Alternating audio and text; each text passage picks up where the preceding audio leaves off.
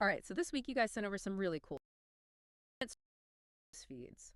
Okay, imagine one place to watch the crypto market live, all built on Web3. And that's what we're looking at today, this Web3 crypto streaming service. We really want to get to the heart of what this project is, you know what it can do, and why it matters. And we've got some pretty in-depth info to cover. But stick with us. By the end, you'll understand how it works, where it's at right now, and the problems it's trying to solve. And we'll do it without all the super technical stuff. Yeah, the thing that grabs you right away is streaming for crypto. It's built around being decentralized, blockchain for everything, Yeah. from the content to verifying users and payments. So it's Web3 from the ground up. Totally. Okay, let's get into it. One thing that really stands out is how it combines live crypto data, those price changes every second, with tools for collaborating, like shared trading calendars and community stuff. So it's more than just passively watching data. It's about actually connecting with other crypto people, sharing strategies, keeping track of everything in one place. If we zoom out a little, this tackles a big issue in crypto. People are always searching for reliable, up-to-the-minute info, and they want to connect with others who get it. This platform looks like it could be that central hub, and the core principles are super solid. True decentralization with IPFS for content, and that focus on quantum-inspired cryptography for security, those are huge. Absolutely. So let's break down these key features. The first one is payment processing with cryptocurrencies. This isn't just about accepting Bitcoin. It's like deep integration with Web3 wallets for everything on the platform. The direct connection to your Web3 wallet is key here. It completely bypasses traditional financial middlemen. It's peer-to-peer crypto exchange for access and services right on the platform, totally aligned with Web3. Then we've got the decentralized content storage with IPFS. What this means for you is much better censorship resistance and reliability. The content isn't on a single server that could be shut down or controlled. You know how often platforms ban people or remove stuff? Well, by using a network like IPFS, this service makes censorship way harder, and it ensures information sticks around, even in the crazy digital world. Right. IPFS basically spreads pieces of data across computers all over the globe. This makes it super resilient. If one computer goes down, the data is still out there on countless others. It's a whole different way of doing things. And then there's the smart contract integration on Ethereum. This automates things like managing subscriptions and content licensing. Less manual work, more trust built into the system. Exactly. Smart contracts on Ethereum are like self-executing agreements. Once they're set up, they automatically follow the rules when certain conditions are met. So for example, subscriptions automatically renew when you pay. And content creators know they'll get paid based on their licensing terms, all handled transparently and automatically by the smart contract. They've also set up fallback RPC endpoints to make sure the service stays up and running, so there are multiple ways to connect to the blockchain network.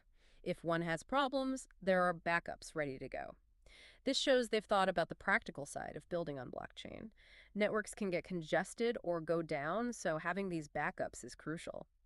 Yeah, it's about ensuring a smooth experience for users, even when there are hiccups in the blockchain network. For logging in, they're using Web3 wallet authentication with Ethereum.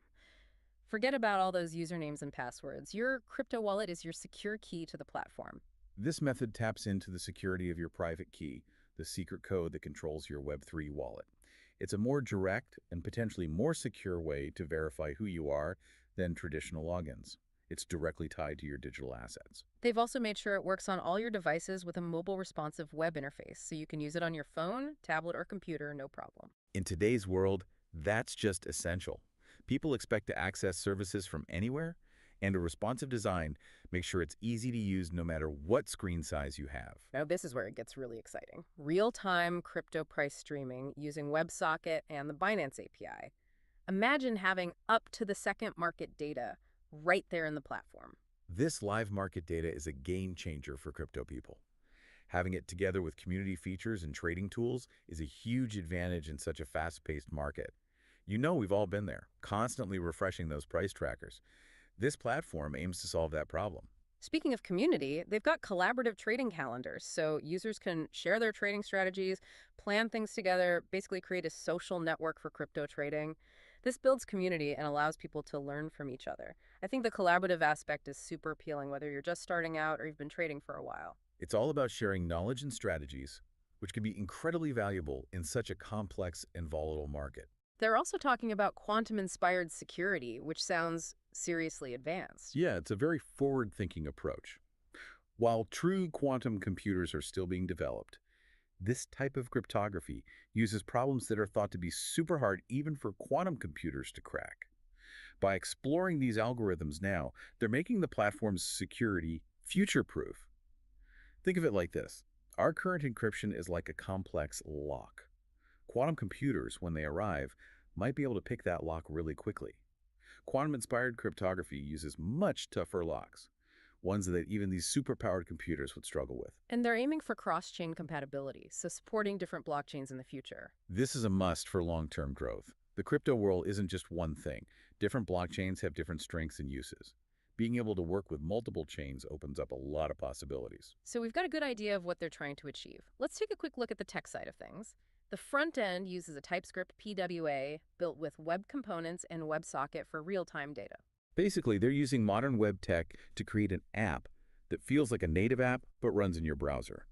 TypeScript helps make the code more robust, and web components make development more efficient by creating reusable building blocks for the interface. The backend is a Node.js server, also with TypeScript.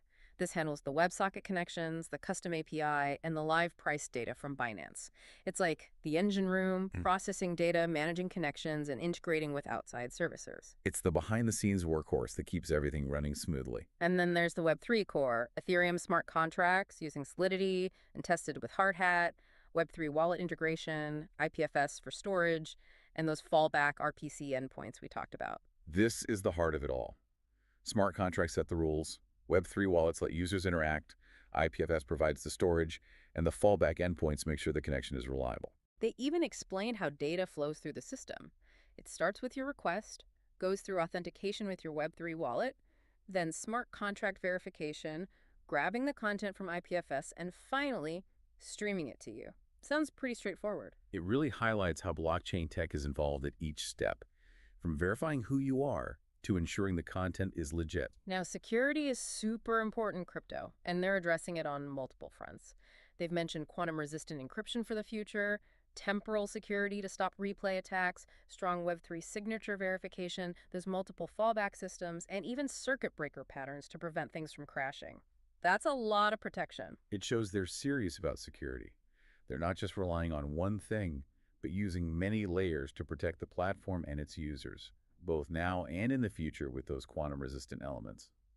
The circuit breaker pattern is interesting. It basically stops a part of the system from totally failing and taking down other parts with it, like a safety valve. So how far along are they? They've already finished some key things.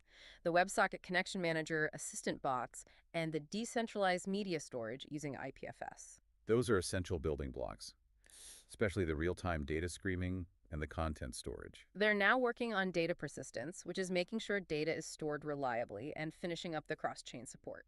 Those are crucial next steps. Solid data storage is a must for any app, and cross-chain support will open up a lot more possibilities. And they've got some cool stuff planned for the future. Service monitoring is coming up, followed by a ZK privacy layer in Q3 2025 using ZK Sync Era and Mina protocol. This is all about improving user privacy.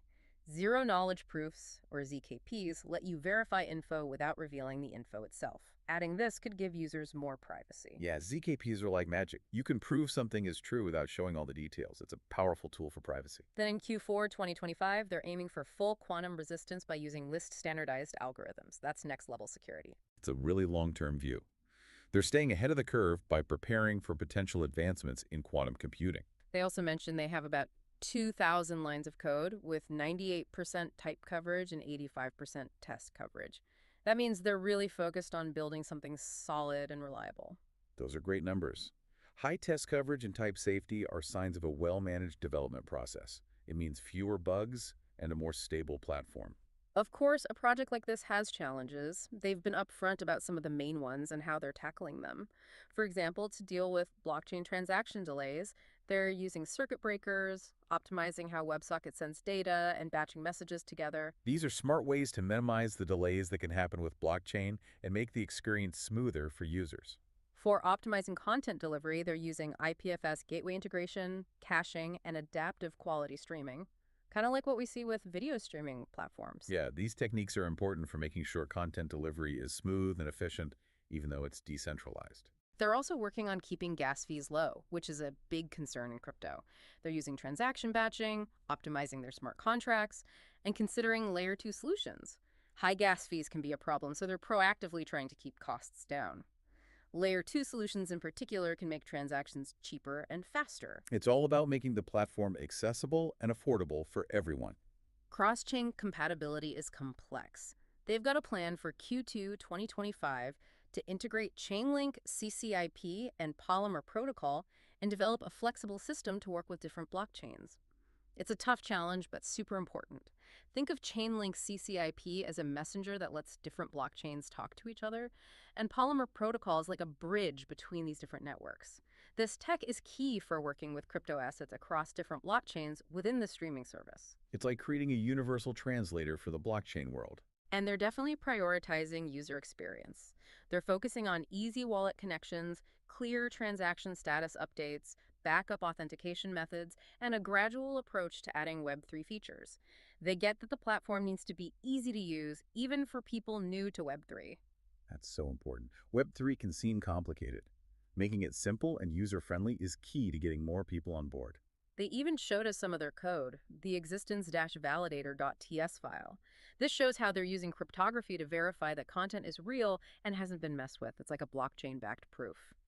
They mentioned these things called existence validator and energy validator and something about combined confidence. This code snippet highlights a key security feature, ensuring the content you're watching is genuine. The combined confidence score probably indicates how reliable that verification process is. Yeah, it's all about making sure you're seeing the real deal and not some fake or altered content. So what are they working on right now? They're finishing up data persistence, improving the WebSocket management, adding more to their smart contracts, setting up service monitoring, and optimizing for mobile. They've got a lot on their plate. All essential steps to create a solid, fully functional platform. They're focusing on the core elements to make sure the system is stable, scalable, and ready for more users. And just to recap their long-term plans, they're working on the cross-chain bridge for Q2 2025, the ZK privacy layer in Q3, and quantum resistance in Q4. It's a clear and ambitious plan for the future. It's a well-balanced roadmap. They're taking care of the immediate needs while also looking ahead to what's coming next. To wrap up, this Web3 crypto streaming service seems like a really innovative mix of blockchain and media streaming. What's really cool is how they're using blockchain tech as a core part of the platform, not just an add-on. They're aiming for more security, more transparency, and more user control, all key parts of Web3. And they've got the technical chops to pull it off. Their code base and architecture are solid. Plus, they're thinking ahead with quantum-inspired security and cross-chain compatibility. That's impressive. It could change how we think about distributing and making money from digital content in the Web3 world. Absolutely. By focusing on real-time data and community features for crypto enthusiasts, they're creating something unique and valuable in this fast-growing space. And it looks like they're trying to bridge the gap between how we consume media now and the decentralized future of Web3. They're taking on the technical challenges and making sure it's user-friendly. That's the key to success for Web3. It has to be easy for everyone to use. Well, that was a deep dive into this Web3 crypto streaming service. It's a really ambitious project with some serious tech behind it. It shows how blockchain can be used to create new and innovative solutions that go beyond just cryptocurrency. So thinking about this focus on decentralization and user control, how do you think platforms like this will change how we consume content and interact online in the future? And what other industries could benefit from this kind of Web3 integration? It definitely makes you think. Thanks for joining me on this deep dive. We'll be back soon to explore more cutting-edge tech.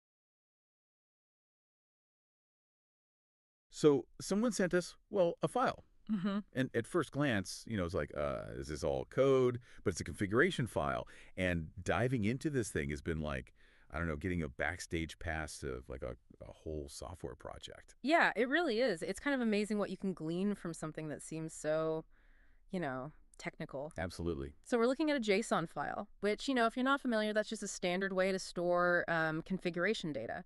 But even just glancing at the structure, we see like version 0.2.0 right at the top, which tells us something interesting. This isn't just like a static one-time configuration thing. It's following some defined schema, and it looks like it's still being, actively developed. Okay. And then we have this big list called configurations, which is essentially like a menu of all the ways that someone working on this project might want to run or test their code. Okay, cool. So let's jump into that configurations list then. And the first one up is launch program. And it seems like this is a pretty fundamental one. So it says type.node and request.launch. Mm-hmm. So this is like straight up about running a Node.js application. Exactly. And if you look a bit further down, you'll see the program field. It says workspace folder distindex.js. Now, the workspace folder part is just a standard way of, referring to the main folder of the project. But the fact that it's pointing to a dist folder and an index.js file, that's a key insight. It tells us that the code, the code we write isn't actually directly run. There's probably some kind of build process that compiles it first. Okay. And that makes sense because right underneath that, we have pre-launch task TSC build tsconfig.json. So we get TSC, that's usually the command for the TypeScript compiler. Right. And tsconfig.json, that's the file that tells TypeScript how to do its thing. Mm-hmm. So before launch program even starts, it's taking TypeScript code and turning it into JavaScript. And this like highlights a key aspect of modern development, right? Like the code we write isn't always the code that's directly executed. Yeah. There are all these build processes, and they're super crucial for doing things like optimization and using languages like TypeScript that need to be like translated into something the browser understands. Precisely. And you'll see that reinforced a bit further down with the outfiles array, which points to workspace folder dist.js. Yeah. So that's telling the debugging tools like where to find the compiled JavaScript files. And then you have source maps and true and resolve source map locations. Right. Now, these are super important for debugging. Think of it this way. You have the original blueprint of a building, right? But then, it gets built with slightly different materials or whatever. Right. The source map, it helps the debugger kind of point back to that original blueprint, the TypeScript code, even though the application's running the compiled JavaScript. And then there's that .node modules part. That's just saying, hey, ignore any code that comes from external libraries we're using. Don't worry about trying to map that. Okay, so that's super helpful for developers, right? Because they get to write in TypeScript, which has all these awesome features, but the browser or Node.js, they run JavaScript, but then the debugging can still like go back to the TypeScript. Yeah. Now, we also have an env object here with no DNV development and debug. True. So this is like pretty standard, right? Setting environment variables that tell the application, hey, you're running in a development setting. Exactly. And that lets the application behave differently depending on whether it's being, actively worked on or if it's running in production. Right. So debug, true. That probably, turns on more detailed logging or some kind of output to help developers see what's going on under the hood. Makes sense. And then runtime executable node, that's just saying, hey, the Node.js program is what's going to actually run this code. All right, so moving on. Next up, we have debug program. And it looks very similar to launch program. We have the same type node and request launch. So what's the main difference here? So you'll see a couple of interesting additions. We still have that pre-launch task for building the TypeScript, but the env object now includes tsnodproject.tsconfig.json. Okay. And that suggests that during debugging, there might be an option to directly run TypeScript files using a tool called tsnode. Okay. So that kind of raises the question, right? Why have both the compiled JavaScript launch and this direct TypeScript debugging? I have both. What are the trade-offs a developer might be considering there? That's a great question. Maybe it's about like speed for like the regular launching, versus more direct insight into the TypeScript when you're actually debugging. Yeah, that's a really good way to think about it. Running that compiled JavaScript is often going to be, faster, but when you're really trying to pinpoint a bug, being able to step through your original TypeScript code line by line, That can be really, really helpful. Right. And then if we look a little further down, we've got some other goodies in debug program. We have runtime args, things like trace warnings and unhandled rejection strict. Now, these are all command line flags that are specifically used during debugging. They provide more detailed information, and they can kind of control the runtime behavior, which is invaluable when you're tracking down like issues. Maybe you have a promise that's not being handled correctly, things like that. Right, yeah. Then you have console integrated terminal and internal console options never open. These are just really about where those debugging messages are showing up, keeping things tidy within the main terminal. All right. And finally, output capture, STD. So that dictates how the normal output of the program is handled during the debugging process. Okay, so debug program is like launch program, but with, extra tools and stricter settings for really getting into those bugs. Yeah, exactly. All right. Then we have run npm start. And this is a bit different. It's type node terminal, and it has command.npm start. Pretty straightforward, right? This is just running the script labeled start in the project's package.json file. Exactly. That's for a lot of Node.js projects, that's like the standard command to get things up and running. And this configuration just provides a way to quickly do that from within your development environment. Makes sense. Okay. Now we're getting into some more specialized stuff, I think. So we have run hard at test and run hard at node. Both of them have type.node request.launch, and they're using runtime executable.npx with hard at. And either test or node as the argument. So okay, node, I get that one. But hard hat. Yeah, so hard hat. This is a really powerful toolkit that's specifically for building, testing, and deploying applications on the Ethereum blockchain. Blockchain. Okay. Yeah. Cool. So think of it as a developer's workbench for creating what are called smart contracts. Okay. These are self-executing agreements.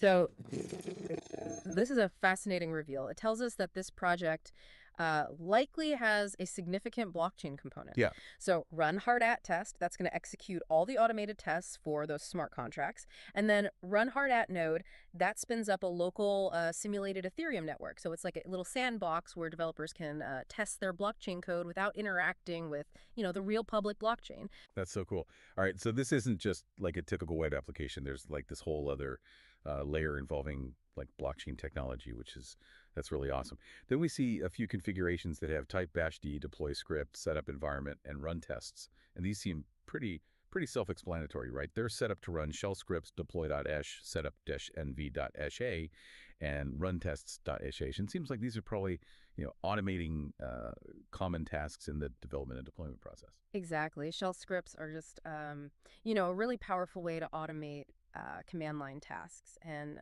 seeing them here kind of underscores a focus on making the development workflow smoother and more efficient. All right. And next up, we have run with fallback RPC. So this one is type node request launch, and it's pointing to workspace folder index.ts.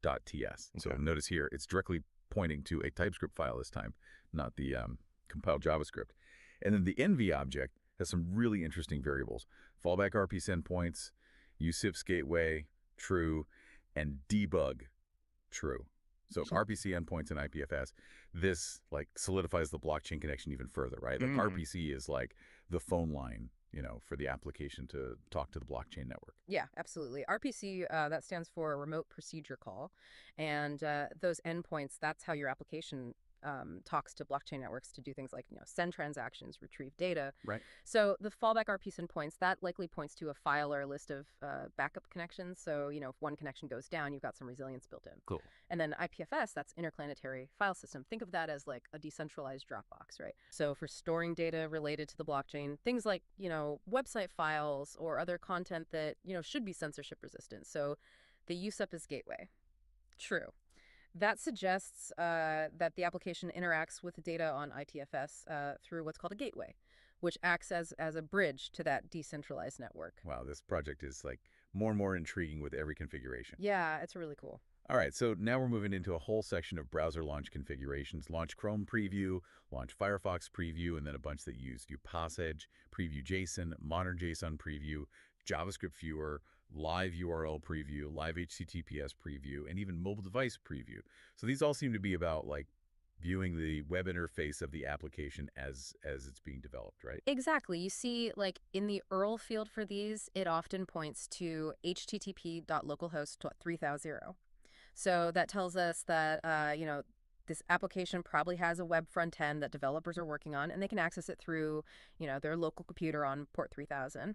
And the different browser configurations just make it really easy to check how the application looks, how it functions in different web browsers. It Right. really highlights, the importance of cross-browser testing and web development. And we see fields like webroot and source map path overrides in some of these. Yeah. So that's about helping the browser's developer tools connect the code that's actually running in the browser back to like the original source code in the project, Exactly. right? Even if it's been transformed or moved around by build tools. Exactly. So webroot tells the debugger where to find the web application's source files, on your computer. And source map path overrides, that helps to correctly map the paths between the source maps that are generated during the build process and the actual location of the source files in your development environment. Copy. And the live preview configurations. With pre-launch tasks set to something like start live URL server, that tells us that they're probably using a development server that automatically refreshes the browser whenever code changes are saved, which is a huge time saver. Right, yeah. And that HTTPS preview, it even mentions SSL certificates, Yeah. showing that they're thinking about secure connections even during, local development, Right. which is, always a good practice. And then the mobile device preview is interesting too. It's using 0.0.0.0.0 as the host. So that typically makes, the local server accessible from other devices on the same network, Yeah. which is crucial for testing how the web application looks and behaves on actual phones and tablets. That's right. It allows for much more realistic testing on, different screen sizes, different mobile environments. Okay. Moving right along. So we have a format JSON configuration. It's using Prettier. So that's a code formatting tool. And, this is just a handy way to automatically make all the JSON files in the project look consistent. Yeah, just, maintains that uniform code style across the project, which makes it easier to read, easier to collaborate on. Absolutely. Yeah. Okay. Then we have debug with node options. And this looks like a more advanced kind of debugging setup. It has some specific runtime args in there, things like max old space size 4096, Yeah. which I'm guessing is related to giving the Node.js process more memory. Yeah. And then trace warnings, inspect, and expose GC. Yeah, these are all, command line flags, and they can be super useful when you're really trying to dig deep into, like, how the Node.js application's behaving. So max old space size, that increases the amount of memory the application can use, which, might be necessary for memory-intensive tasks. Inspect, that enables a special debugging port that you can connect to with a debugger. Got it.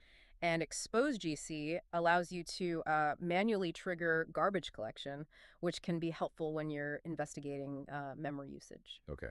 We also see configurations for Docker Node.js launch and debug Podman container. So that pretty clearly shows us that this project is set up to be containerized. Yeah. Which, containerization is super common these days, like packaging up the application and all its dependencies into like a neat little, box. Right. So it can run consistently anywhere. And Podman it's basically just another tool for managing those containers. Similar to Docker. Exactly. Containerization just, simplifies deployment, makes sure the application runs the same way, regardless of what, underlying infrastructure is being used.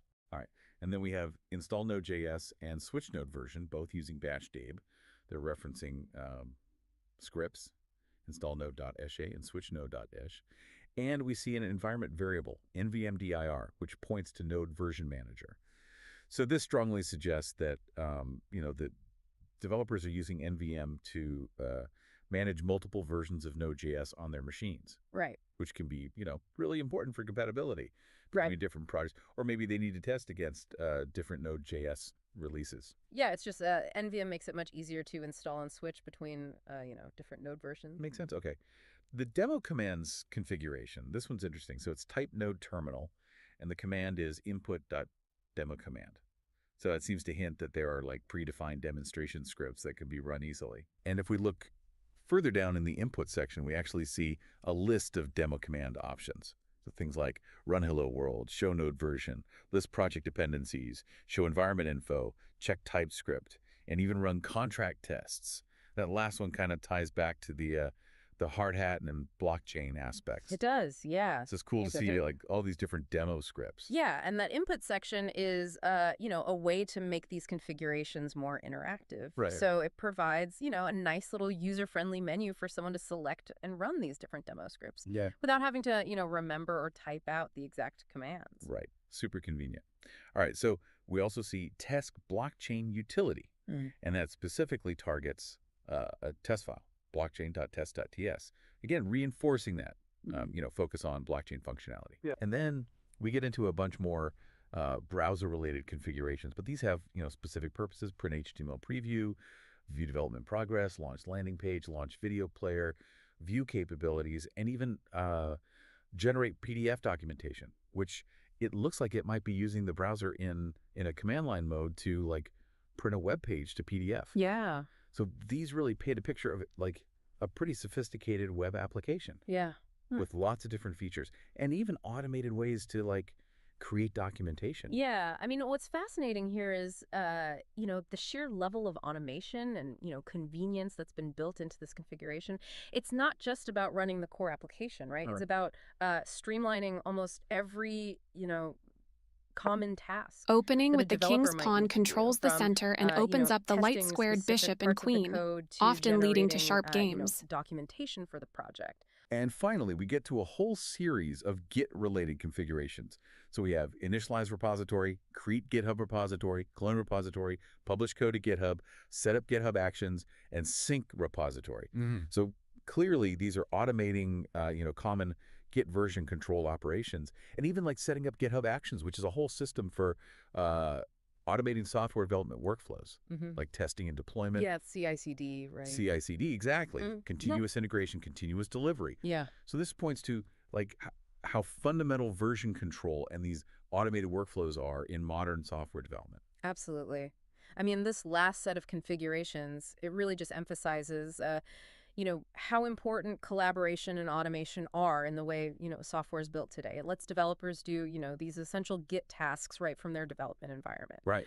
Which makes it so much more efficient, to manage code changes and, work as a team. And yeah, that input section at the end that you mentioned before, beyond the demo command, there are other things that, can be configured, like node version, the repo name, and repo visibility when you're creating that GitHub repository, the repo and local folder for when you're cloning, the branch name for pushing and pulling code, and even inputs for generating the PDF documentation, like the source HTML path, the output file name. So it makes these configurations really adaptable. Exactly. That input section just adds like a layer of, interactivity on top. So developers can customize how certain actions are performed, without having to go in and directly edit the main configuration file. All right. So stepping back a little bit, Yeah. what does all this tell us, when we look at this configuration file as a whole? Well, it reveals, a pretty sophisticated software project that's likely using Node.js and TypeScript. And there's definitely a significant web front-end component. And then, those hard hat configurations, that strongly suggests that they're integrating blockchain technologies, probably involving smart contracts and decentralized applications. Right. And then we see that big emphasis on, developer convenience, automation. There are configurations for running shell scripts, using containerization technologies like Docker and Podman, managing those Node.js versions, running automated tests, generating documentation, even managing those Git repositories. It's amazing, how much information is packed into this single file, something that looks like, just a bunch of technical details. But it actually gives us, a pretty clear picture of the technologies that are being used and, even how the development team operates. Yeah. What I think is really fascinating is how this one file acts as like a blueprint for the entire development lifecycle, from, writing the first line of code all the way through to deploying and, maintaining the application. So for you, our listener who shared this with us, this wasn't just like a random collection of settings. This was like a window into, the complex and interconnected world of modern software development. Yeah, it really is. So considering, this level of detailed configuration, what aspects of, building software today do you find most intriguing or perhaps, still a little bit mysterious? It's a great question. We encourage you to explore any of the specific technologies or development practices that we've touched on here Yeah. that sparked your curiosity. Thanks for joining us for this deep dive.